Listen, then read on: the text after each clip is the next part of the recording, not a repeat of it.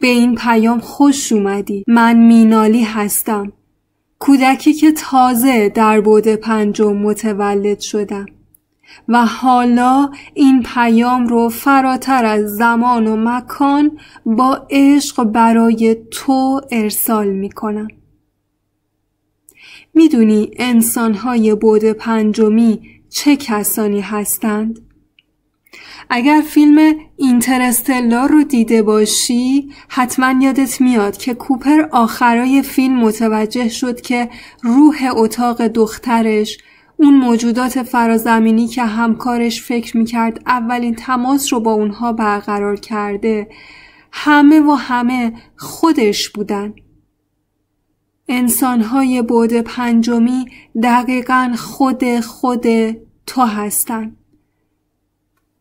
البته که در زمان خطی 3 بعدی میشه گفت میشن خود آینده تو. در این زمان ما بیشتر از اون چیزی که فکرشو میکنی به هم نزدیک هستیم و ارتباطمون هر روز آسونتر و عمومیتر میشه. اما قبلش یادآوری میکنم که من فقط یک نوزاد تازه متولد شده بعد 5 هستم. من همون قدر از این حقایق این جهان آگاهم که یک کودک نوزاد از جهان اطراف خودش. میخوای بدونی زندگی توی بعد 5 چطوریه؟ اگه بخوام یکم از زندگیمون اینجا تعریف کنم باید بگم ما اینجا هنوز هم نفس میکشیم، غذا میخوریم، ورزش میکنیم، میرقصیم و از طبیعت لذت میبریم تا نیروی حیات رو درون خودمون به گردش در بیاریم. ما توی همون خیابونها قدم میزنیم، سر کار میریم، به کافه ها و سینماها سر میزنیم، ازدواج میکنیم، بچه دار میشیم.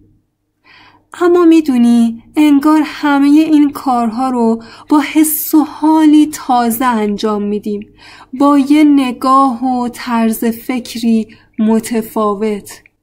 انگار رنگ و بوی همه چیز تغییر کرده. تا حالا شده یه کاری که همیشه عادت به انجامش داری رو یه جور متفاوت ببینی؟ مثلا همون لباسای همیشگی رو میپوشی و از همون مسیر همیشگی به سمت همون کافه همیشگی میری تا همون قهوه همیشگی رو میل کنی، تا اینکه یه روز عاشق میشی. همون لباسا رو میپوشی، همون مسیر رو میری، به همون کافه میری، همون قهوه رو میخوری، اما این بار با فکر کسی که دوستش داری. همه چیز در عین حال که از بیرون به نظر مثل همیشه میاد اما یه جور دیگه است. تو بدنت یه انرژی دیگه حس میکنی. درسته؟ حالا تصور کن که ما نه عاشق یه نفر، که عاشق همه چیز و همه کس، هر تیکه از زمین، هر موجود زنده هستیم. انگار هر کدوم از ما به اندازه کل زمین و آدم‌ها بزرگ و گسترده شدیم و یکی هستیم. همونطور که خورشید می‌درخشه، درختی رشد میکنه یا رودخونه جاریه، ما هم بدن خودمون رو در هماهنگی با کیهان حرکت میدیم. حرکت و کار کردن گاهی نه تنها از ما انرژی نمیگیره، بلکه درست مثل یه بازی یا رقص بهمون انرژی هم میده. تصور کن تمام لحظاتی که در طول روز در حال کار کردن هستی مثل این باشه که در حال شارژ کردن خودتی و بعد از اتمام اون با انرژی بیشتری به خونه برگردی. این تغییرات توی وضعیت زندگی فردی ما جهان رو به یک جای جدید از نظر تکنولوژی و تمدن و امکانها تبدیل کرده. جهان بعد 5 چطور جاییه؟ اینجا ما دیگه نیاز به صرف زمان زیادی برای یادگیری هیچ دانش یا هنری نداریم. ما یک آرشیو از علوم و مهارت‌های جهانی در قالب کدهای آکاشیک ویژه داریم. هر زمان که کسی به مهارتی نیاز داشته باشه، به سادگی به این مخزن جهانی اطلاعات متصل میشه. ما دیگه برای بودن در جایی یا ایجاد تغییر در چیزی لزوما نیاز به حرکت در مکان یا گذشته زمان نداریم. زمان برای ما یه جور دیگه است. بسیاری از ابزارها و نیازهایی که برطرف کردنشون برای شما خیلی پرهزینه و دور از دسترس هستند، چه از نظر مالی چه از نظر انرژیکی و زمانی، همه به صورت رایگان از عرصه جهانی در دسترس ما هستند.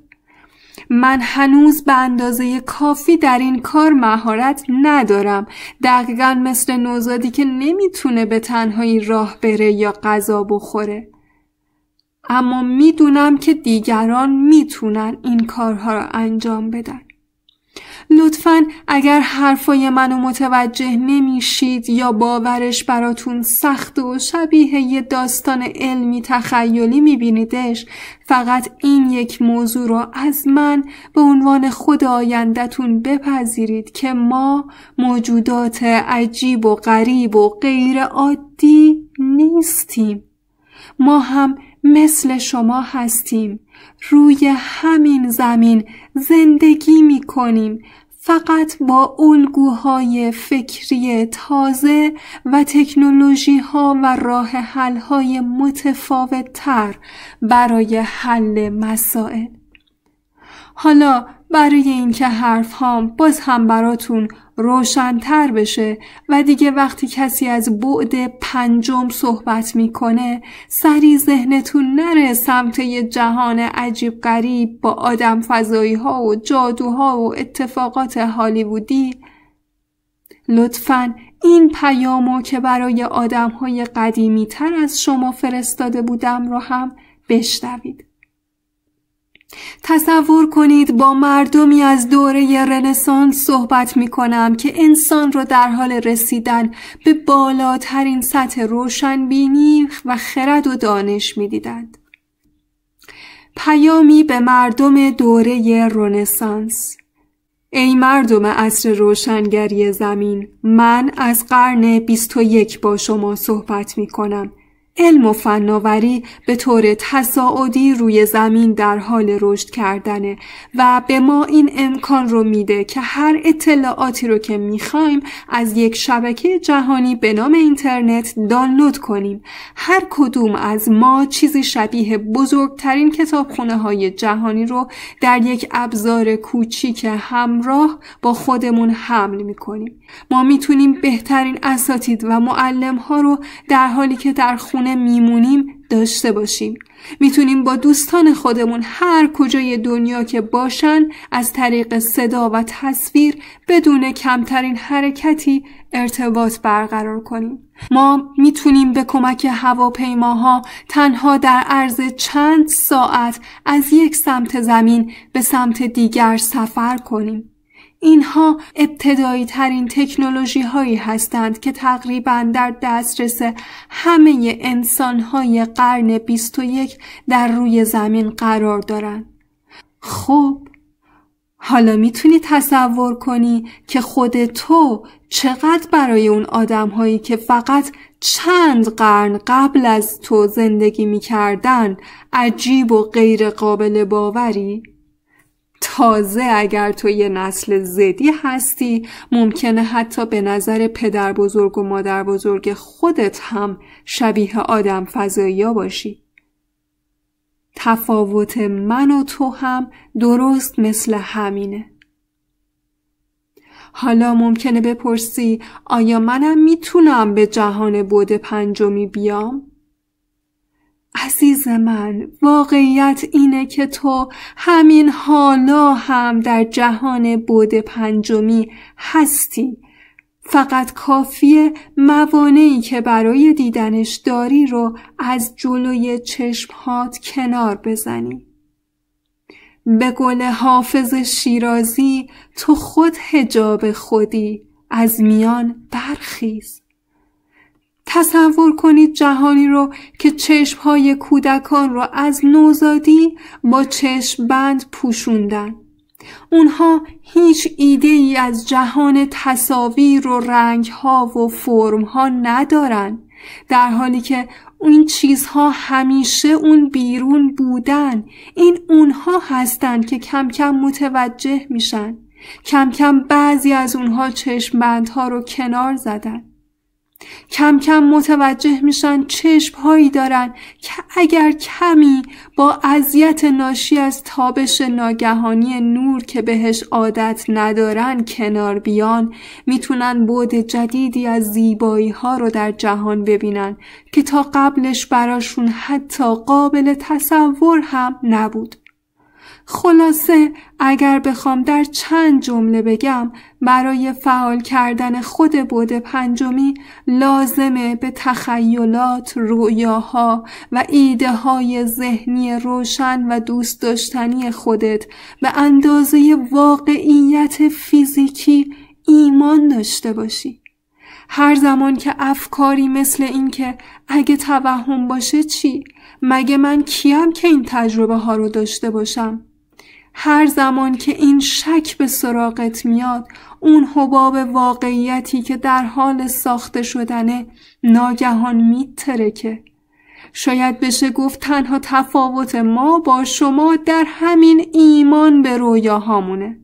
همونطور که شما به یک نوزادی که در شکم مادرشه و زمان تولدش نزدیکه به اندازه یک نوزادی که تازه متولد شده ارزش میدید و یکی رو فقط برای این که توسط حجاب نازکی به اسم رحم از دیدتون پنهانه، غیر واقعی و توهمی نمیدونید، ما هم رویاهای خودمون رو همینقدر واقعی میدونیم، هرچند که هنوز به واقعیت فیزیکی نیومده باشن. بی جهت نیست که نویل گادارد اون همه تأکید داشت بر این که ای انسان‌ها، خداوند همون قوه تخیل شماست. در پیام‌های بعدی خودم در مورد همه این مسائل مفصل باهاتون حرف میزنم.